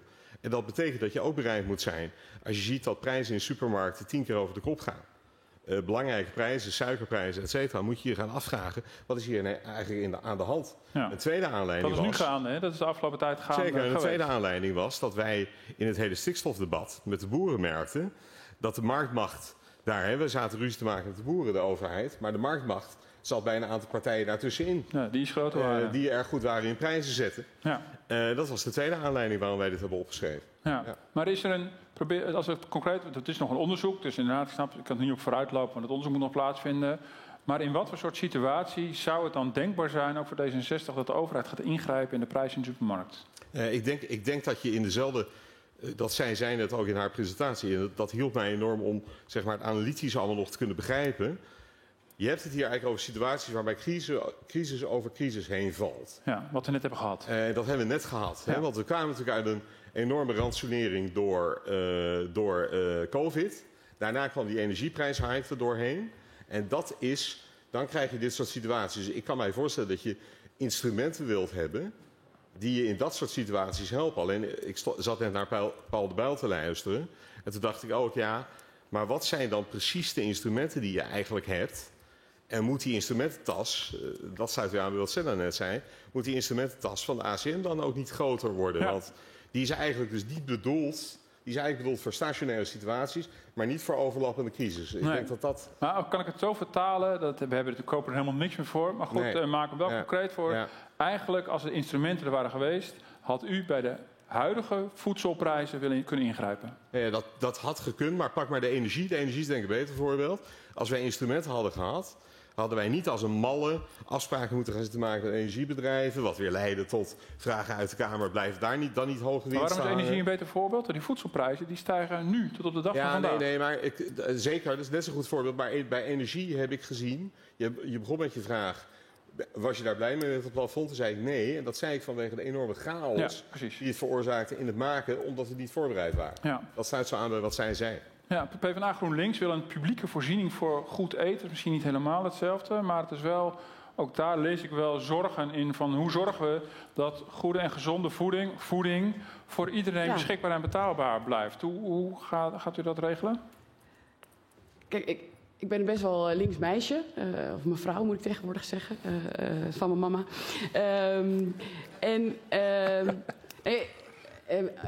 GroenLinks PvdA bijvoorbeeld, de bakker, moet je dat nou centraal sturen? We hadden net een mooie vertaling van het CPB, de Central Planning Bureau. Dat wij dan zeggen, die bakker die gaat zo broodjes maken en dat beslissen we. Ja. Zelfs GroenLinks PvdA denkt nou, het allocatiemechanisme, als de bakker dat gewoon lekker zelf beslist, dat gaat over het algemeen best wel top. Ja, dat is in de historie ook wel eens geprobeerd en dat ging niet helemaal lekker. Maar het punt is, en dat is waarom ik zo goed vond wat er nu hier gebeurt in het panel. Dit gesprek wat we nu hebben, wat we over energie hadden, is heel lang niet gevoerd, omdat het meteen een ideologisch debat werd. Wat de omdraai is die denk ik Weber ook doet en wat je zag in het publieke debat, en dat duurde dus heel lang, is dat je zegt, uiteindelijk vind ik het wel belangrijk dat mensen brood hebben. Ja. Dus op het moment dat je een situatie hebt en je zegt, wacht even, ik denk normaal dat allocatiemechanisme met brood prima gaat, maar opeens is er een gigantische graanshortage. En die hebben we historisch ook gewoon gekend, dat die situaties hebben gehad. Dan moet je gaan nadenken, wat doe ik dan? Als dan je eerste reflex is, ja maar hallo, nee, maar ik ga niet aan de bakker zitten. Ja, dan heb je echt een probleem. Maar u gaat aan de bakker zitten. Nee, maar in die situatie zeg je, is mensen die brood hebben belangrijker dan een of andere belief over, ja, we gaan niet aan de bakker zitten. Ja. En dat is volgens mij de kernanalyse. En even, je hebt hier twee partijen van toch wel, nou, misschien lijken we soms net iets te veel op elkaar, maar meestal verschillen we ook. Dat je als beleidsmaker, even los van politiek, maar ook beleidsministeries, instituties, dat er niks in de instrumentenkist zat. Nee. Dat we geen kennis meer hadden van de discussies uit de jaren 50, de jaren 30. Dat het allemaal weg was. Ja, even in mijn woorden, dat is vrij kansloos. Ja. Nee, maar dat is echt een probleem. Maar daarom probeer ik ook te vragen, niet ideologisch, maar gewoon praktisch. Van, wat moet er in die instrumentenkist dan zitten, in die gereedschapskist, rondom voedselprijzen bijvoorbeeld? Wat zou dat dan betekenen? Dat de overheid dan de prijs van brood bepaalt? Dat kan, maar ik probeer het voor te stellen wat voor soort instrument je klaar moet hebben liggen. Is het dat? Nou ja, ik vond het voorstel van mevrouw Weber in die zin interessant. Is dat je bijvoorbeeld ook kwalitatief gedefinieerd moet hebben altijd. Dit is een voorziening die ik graag wil leveren. En als dat goed in problemen komt, het Nibud-mandje, het voedselbankmandje, dan vinden we dat we een probleem hebben. En dan is de enige vraag die we dan stellen, hoe zorg ik ervoor dat ik dat moet doen? En die vraag moet centraal staan. En uw vraag aan mij is van, hoe ziet dat er dan uit? Wij zijn begonnen met, laten we eens weer eens opschrijven. En het is jammer dat we dat moeten doen. Dat je gezond moet kunnen eten. Dat het uitgangspunt is. Ja. En ik hoop heel erg dat we dit soort instrumenten niet hoeven te gebruiken. Maar het eerlijke antwoord is, dat moeten we wel. Ja. En gewoon werkende mensen met fulltime banen. Die zeg maar, de rijen bij de voedselbank zijn gigalang. En dat is niet alleen maar mensen die werkloos zijn of in de bijstand zitten. Nee. Dat zijn gewoon mensen die werken en die gewoon niet rondkomen. Ja. Er zat in het verhaal van Paul de Bijl, dacht ik, want je kunt ook nog denken dat die sellers inflation voor een deel ook kan voortkomen uit een gebrek aan concurrentie. Dat kan ook nog, denk ik. Theoretisch. Dus de vraag is even, heeft de ACM eigenlijk voldoende instrumenten om dat te doen? Ook dat vond ik een aangrijpingspunt net in het panel. Derde aangrijpingspunt. Maar is het een vraag of heeft u het antwoord al? Nee, ik wou zeggen, het is een antwoord op jouw vraag. Wat zit er allemaal in die gereedschapskist? Jij hangt nu naar de kant van de prijscontroles, maar misschien moet er ook wel wat andere structurele dingen in die gereedschap. Die komen we ook nog over. Zeker, maar ik zat naar de tijd kijken, dat halen we niet meer. Maar ook wat een beetje tijd erbij gesprokkeld, met je inflatie. Maar, maar dat is wel een reëel punt. Ik bedoel, dit is een veelkoppig monster, waarbij de macht van grote bedrijven, de concentratie van bedrijven natuurlijk ook een issue is. Daarom vond ik het voor deze crisis al, hè? Zeker, al een tijdje. Maar hij uit zich nu ook wel heel nadrukkelijk. Ja. En de winsten waren nog recorderig dan daarvoor, zeg maar. Dus, vandaar ook de bijdrage van Paul de Bijl interessant. Maar wat zou de ACM dan moeten doen? Wat kan de ACM nu niet, wat die volgens D66 straks wel moet kunnen? Nou ja, de ACM, volgens mij hint Paul daarop. Je zou kunnen kijken of de ACM geen instrumenten moet hebben waarbij ze, zonder dat er aangetoond is dat er een kartel is of dat er marktmacht is, al iets kunnen doen omdat de uitkomst van het proces niet goed is. Ja, hij knikt heel hard. Dat zou het kunnen zijn. Ja. Iets anders zou kunnen zijn. Wat ik zelf, nog een ding wat je in die kist zou kunnen stoppen. Daar vond ik Dirk intrigerend. Die zei, we hebben inderdaad natuurlijk al 50 jaar bijna loonmatiging in Nederland. En waarom hebben we het eigenlijk niet over winstmatiging? Dat is best een interessante gedachte. Want ik bedoel, daar zou je in het Nederlandse model theoretisch, zoals we ooit afspraken met elkaar maakten over lonen, zou ik afspraken kunnen maken over winsten. Een soort centraal akkoord over... Ja, waarom eigenlijk niet? Want als je daarmee kunt voorkomen dat de ECB te hard op de renteknop moet drukken, is dat helemaal niet zo'n heel slecht idee. Maar niet de overheid die dat gaat afromen bij D66. Nou, wij hebben gesteund in de Kamer op een gegeven moment, toen de excessieve winsten ontstonden bij de energiebedrijven, bij de energieproducenten moet ik goed zeggen, dus degene die het spul uit de grond halen. Toen hebben wij een extra belasting daar gesteund. Ja, maar zijn er nog andere opties denkbaar? Want die machtsconcentratie in de recordwinsten die blijft niet beperkt tot de energiesector. Nee, dat klopt. Dat klopt, maar je kunt heel moeilijk, je kunt natuurlijk gewoon het algemene winsttarief verhogen. Maar ik zou liever, maar daar zitten we al jaren op te studeren. Ik ben ook staatssecretaris Financiën geweest, toen had ik al deze vraag. Kun je niet gericht sectoren met hoge winsten belasten? Dat is vrij lastig. Klinkt wel als een liberaal die enorm voor zijn geloof is gevallen. Ervaart u dat ook zo? Of, het mag ook allemaal, hè? Dat is geen verwijt. Maar... Nee, zo ervaar ik het ook helemaal niet. Nee? Ik ben een liberaal die graag de liberale orde wil beschermen.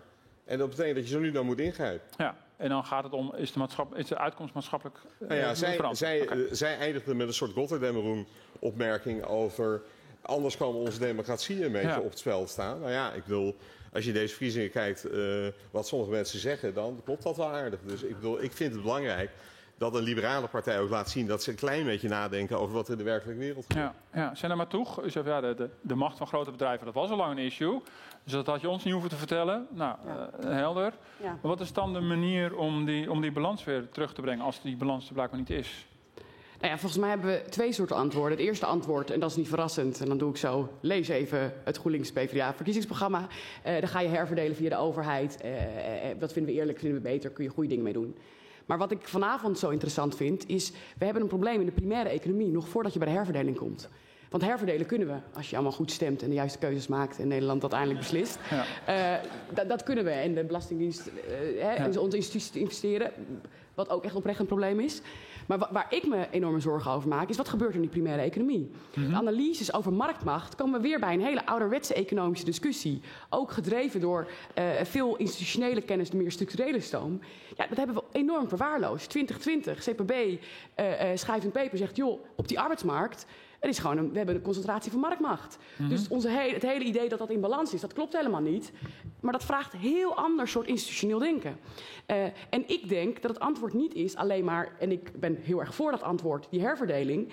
Maar als het in je primaire machtsverhouding in de economie niet goed is en je institutionele setting niet klopt, ja, dan hebben we echt een probleem. En daarom even een compliment naar een van de gastheren en dames van deze avond, de vakbond. Ik kom genoeg verjaardagsfeestjes. En dan is het van, ja, wel fijn, maar dat is zo ouderwets. En oh god, allemaal van die instituties die we vroeger nodig hadden. Maar nu, lid worden, dan moet je met andere mensen zij aan zij, met zo'n vuist. Nee, het is echt veel leuker om vanaf de zijkant op een X-account een beetje zo bij de hand vanuit je consultancy-stoel iets stoers te zeggen. Ja. En nou ja, dit was mijn meme voor de avond. Freerider, ja, Maar de vraag is wel degelijk, wat voor soort instituties heb je nodig? En dat kan niet alleen de overheid zijn. Nee, daarom is het ook wel relevant inderdaad. Want belasten kan natuurlijk altijd. Dat moet u maar in Den Haag uitzoeken. Maar dan ben je wel inderdaad aan de achterkant bezig. Terwijl hier in de analyse begint het ook van, we hebben ook nog een voorkant van het verhaal. Ja, wil je eerst laten ontstaan dat deze onbalans er is? Tenminste, dat is de politieke orde dan. Het is niet een balans. En ga je aan de achterkant dat maar af zitten romen? Maar goed, de vraag is wel, hoe grijp je dan precies in? Ja, en volgens mij is dat antwoord is dus de instituties die er zijn versterken.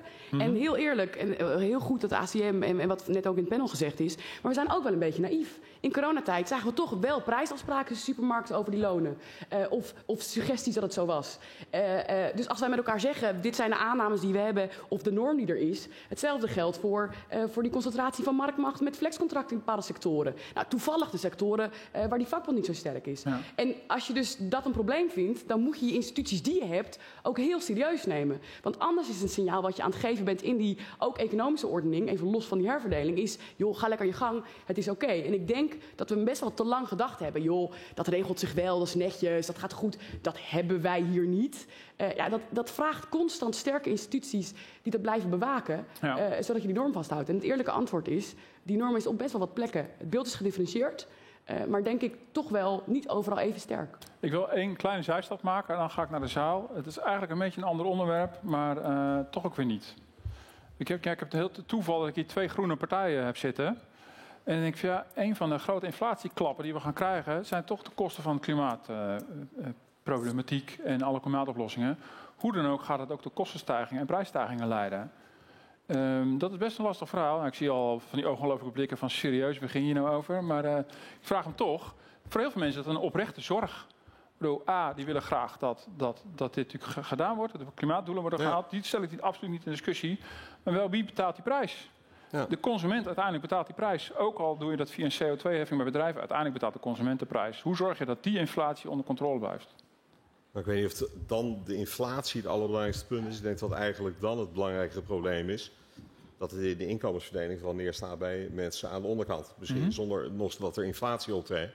En daar heb je ouderwetse instrumenten voor. Ik ben er niet zo voor om het hele punt van die klimaatrechtvaardigheid los te trekken van de rest van de inkomensverdeling. Ik vind dat een beetje een niet zo fijne discussie, omdat je een heleboel instrumenten weglaat waarmee je normaal gesproken de inkomensverdeling doet. En dan bij klimaat zeg je, maar ook binnen het klimaatdomein moet het allemaal. En je kunt vaak proberen zo netjes en zo rechtvaardig mogelijk te zijn. We hebben ik ga niet meer het verkiezingsprogramma zitten voorlezen. Dat is die is nog wel lang van deze 60. Maar goed, als je zei we kunnen uitlopen, dus het is maar 200 jaar. Dus ik kan nu beginnen. Maar nee, maar wij hebben allerlei instrumentjes daarvoor in het programma staan. Ik vind het eigenlijk geen eerlijke vraag die ik stel. Nou, maar heel veel mensen die lopen daar gewoon tegenaan. En je kan voor klimaat tegen, dat doet het allemaal niet toe. Nee, maar het is gewoon dat mensen worden met kosten geconfronteerd. Nee, het is een goede vraag. Alleen zeg ik, je lost dat niet op in het klimaatdossier door te zeggen in het klimaatdossier, nou doe dan maar wat rustiger aan. Maar waar je het oplost, is gewoon naar de totale inkomensverdeling te kijken. Ja, met koopkrachtplaatjes repareren en knoppen draaien. We komen één moment, we zijn naar toe en dan milieuschade wordt door de hoge inkomens veroorzaakt. Dus als de Zeker, zeker. Ja, maar daar ben ik het niet mee. Ik herhaal even de vraag voor mensen die thuis dat niet gehoord hebben. Hier is een opmerking uit de zaal. De meeste milieuschade door de hoge inkomens. Dat kun je nog steeds corrigeren in het totale inkomensbeeld. Dat hoef je niet per se in de dossier te doen. Maar toch even, Senna, maar toch ook even een korte reactie. Ik zag echt een blik van, jee, wat is dit voor een telegraafvraag? Ja. Ik ben aan het werken aan mijn pokerface, maar ik ben er nog niet. Nou, dat lukte niet helemaal. Nog maar 2,5 jaar in de politiek. Ja. Nee, de reden dat ik zo keek, omdat ik dacht, het is natuurlijk niet...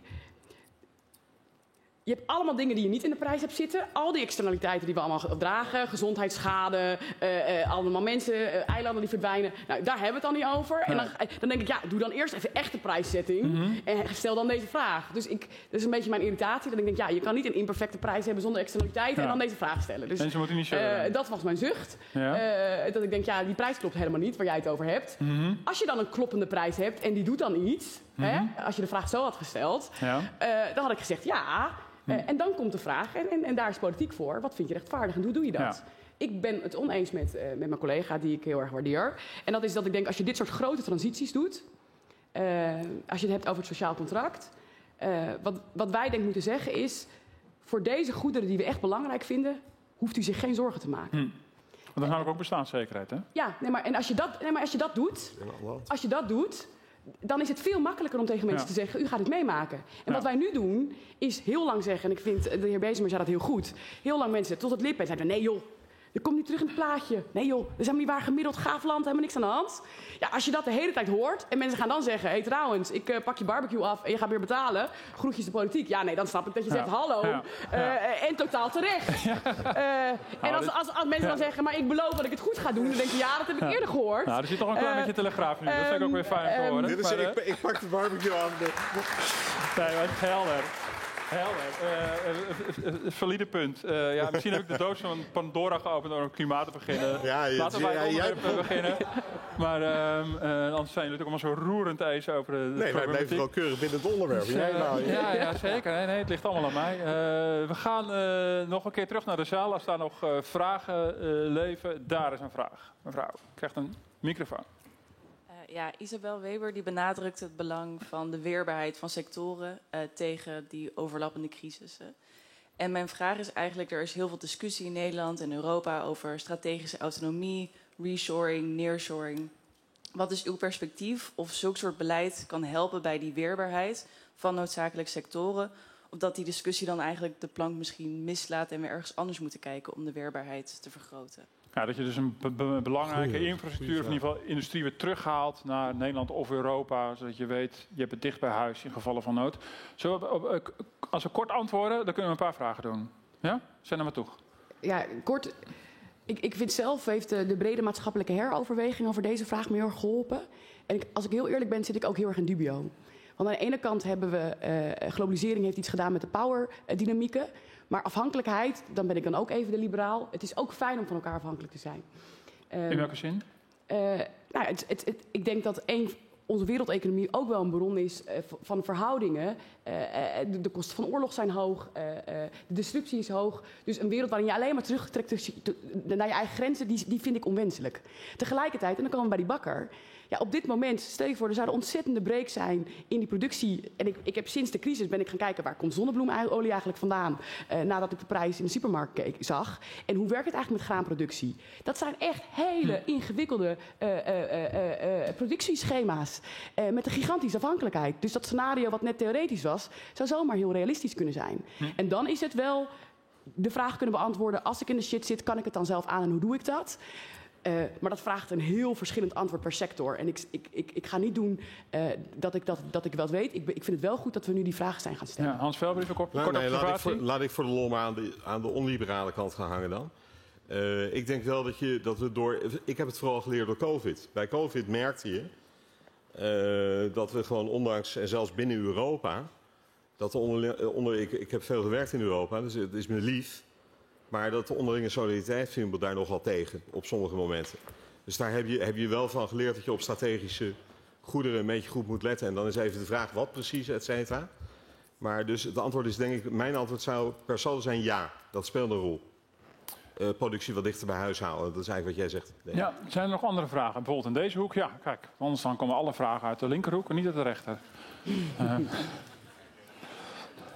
Ik ben het eens met de stelling van de kosten van de vergroening en de duurzaamheid. Dat de impact zal hebben op de inflatie. Dus dat wil ik wel ondersteunen. In combinatie met de kosten waar we met z'n allen mee te krijgen met de onrust in de wereld, alle oorlogen. En de stroom van mensen die ook Europa binnenkomt en ook Nederland binnenkomt. Dat zijn allemaal kosten die inflatorisch gaan werken, maar ook impact gaan hebben op de samenleving. Die een betaalbaar leven onder druk zetten. Waar ik nu naartoe wil, waar ik mij zorgen over maak, is de enorme impact van de private equity bedrijven. Enorm veel geldstroom zie ik van mooie familiebedrijven die opgekocht worden. Kijk naar de dierenartsen, kijk naar de fysiotherapeuten, de hele gezondheidszorg en nog heel veel meer. Mooie productiebedrijven ook. Maken mooie winst, dragen mooi vennootschapsbelasting en andere belastingen af in Nederland. Worden opgekocht door een paar rijke mensen die via Dubai, Kanaaleilanden of wat dan ook een constructie optekenen. De winst die blijft op hetzelfde niveau of wordt hoger, omdat het gefund wordt door inkomsten die door de overheid gedekt worden of door premies gedekt worden. Heel veel winst die vliegt naar het buitenland. Geen dubbeltje of heel weinig belasting wordt erover afgedragen. Ik denk dat dat een enorm grote claim gaat leggen op een betaalbaar leven in de toekomst. Het is een observatie die we even voor gaan leggen. Dat laatste deel niet de aanloop, want dan wordt het weer heel breed. Hans Veilbrief? Nou, wij fluisterden net tegen elkaar toen jij de punt maakte van die winstmatiging. Dat je natuurlijk één probleem daarbij hebt. En dat is dat bij arbeid zit duurder. En dat zijn mensen die lid zijn van de bond of waar die voor praat. Bij die winsten is natuurlijk vaak het kapitaal in de handen van andere eigenaren. En dat maakt in toenemende mate. Die op allerlei gebieden kunnen zitten, op allerlei plekken kunnen zitten. En dat maakt dat ik mij wel eens zorgen maak over de vraag, hoe kunnen wij eigenlijk bedrijven in Nederland, ik ga het even verbreden, toch Martin, want het moet even hier. Hoe kun je eigenlijk bedrijven in Nederland, waar je in Nederland mee te maken, hoe kun je die eigenlijk aanspreken op een maatschappelijke verantwoordelijkheid? En dan ben ik het daar dus mee eens dat als je private equity te veel toelaat in bepaalde sectoren, dat moeilijker kan worden en lelijker wordt. Ja, want als u gaat onderhandelen ook met winkelketens of wat dan ook, nou, dan gaan die jongens allemaal tegenkomen hoor. Ja, dus daar ben ik door schade en schande wijs geworden de afgelopen decennia.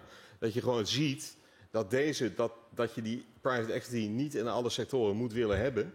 En dan gaat het wel om de sectoren die jij net noemde. Maar ik durf dat nu niet zo af te bakenen. Maar wij hebben bijvoorbeeld gezegd in het programma, dat weet ik wel, in de kinderopvang willen wij de private equity weg hebben. Want ik bedoel, anders vallen er geen goede afspraken te maken. En de gezondheidszorg? Ja, dat drijft echt een beetje af. Dat vind ik ook dubieus daar. Want toch? Maar het gebeurt allemaal, het is al gebeurd. Ja, dat kan zo zijn, maar dan moeten we maar gaan werken aan dat weer terugdringen. Hoe, weet ik ook niet. Maar waar het hier om gaat, is dat je moet dit model, het is weer hetzelfde punt, als je ondernemingen maatschappelijke verantwoordelijkheid wil vragen, dan wordt het heel ingewikkeld als er een hoofdkantoor ergens staat en daaronder achter anonieme aandeelhouders zitten die je niet kunt bereiken. Nou, ik voel een volgende Pakhuizen Zwijgeravond aankomen, want we drijven een beetje af, al vind ik het persoonlijk heel interessant. Korte reflectie, we zijn er maar toe en dan pakken we nog één vraag uit de zaal en dan ronden we af. Heel erg eens. En ook hier denk ik wel dat we enorme...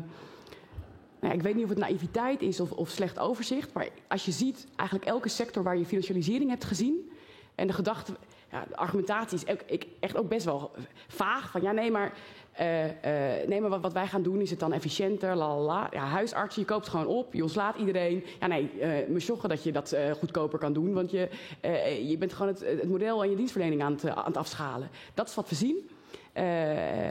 Maar je ziet eigenlijk wiens taak is het om daar te letten. En om even één keer dan een hele fundamentele discussie te raken. Als je kijkt naar de opkomst van kapitalisme in West-Europa.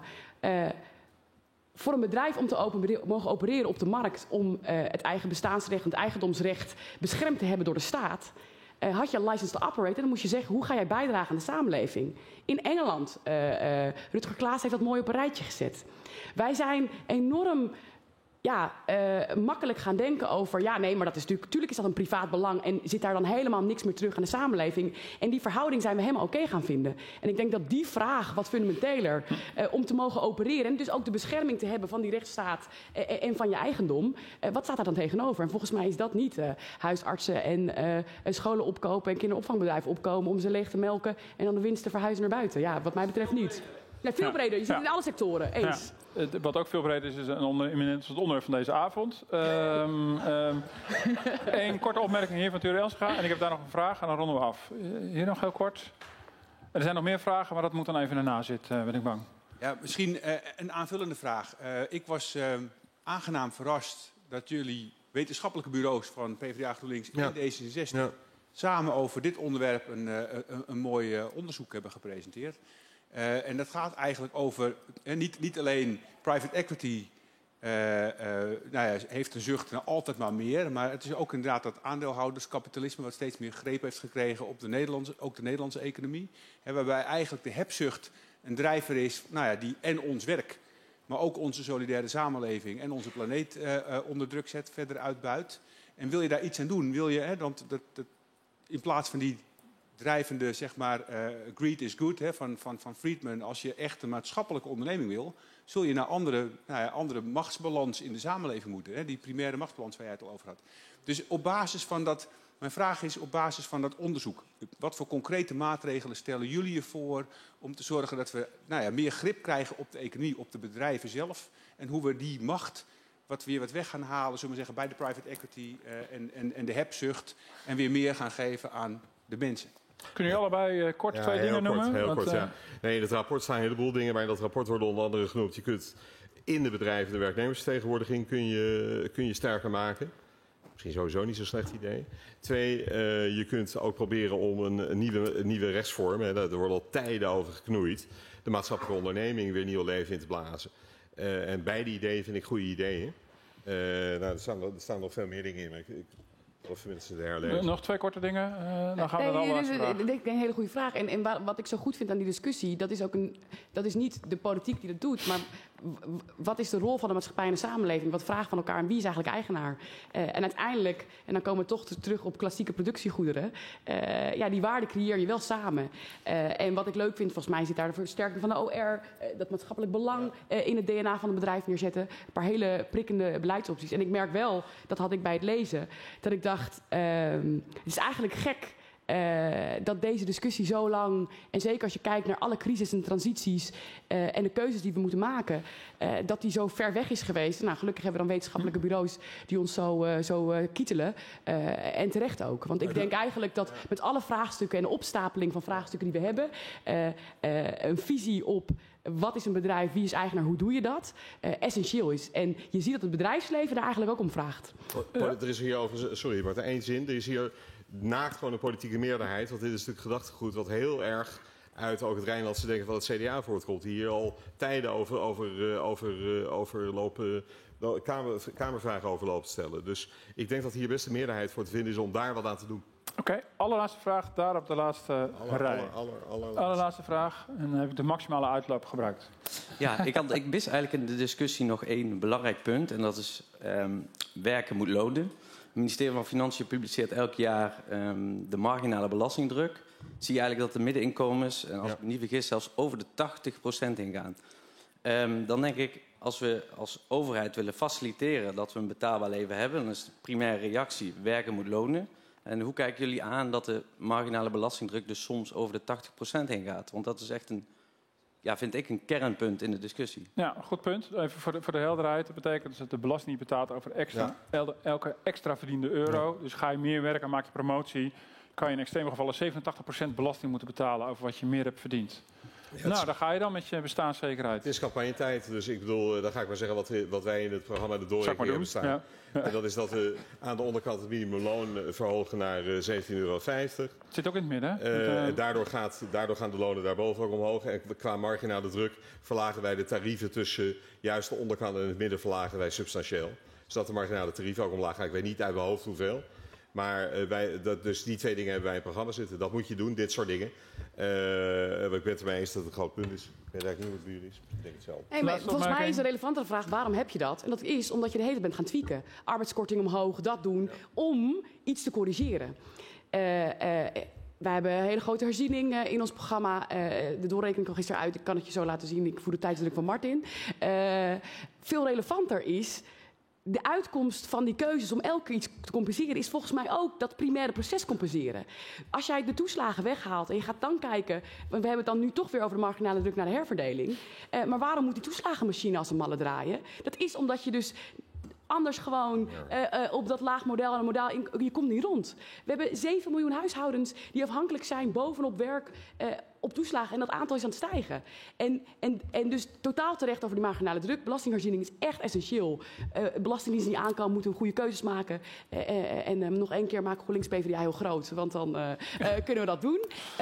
Maar wat daaronder ligt, de reden dat we hier zijn uitgekomen, is omdat je constant aan het compenseren bent vanuit de overheid, wat in eigenlijk je marktproces in je primaire economie verkeerd gaat. En het eerlijke antwoord is, niemand heeft daar nu een antwoord op. En het is, als wij zeggen dat gaat de politiek alleen met herverdeling doen. Ik ben enorm voor herverdeling. Maar het gaat echt mis als we het alleen maar afhankelijk zijn van herverdeling. Die instituties in die primaire economie. En daarom ben ik zo blij ook met deze avond. Helder. Nou, heel fijn. Ik hoop dat u dat ook was. Mag ik een applaus voor Cinema Toeg en Hans Velbrink.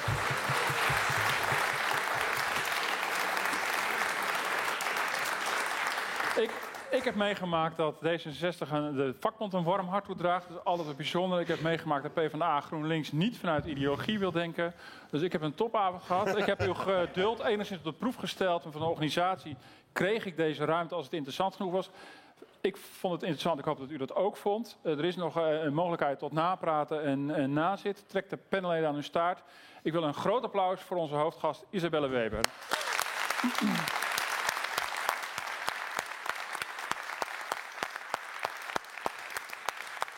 Jo. Zo. En voor jou groot applaus natuurlijk, Martin. Dankjewel.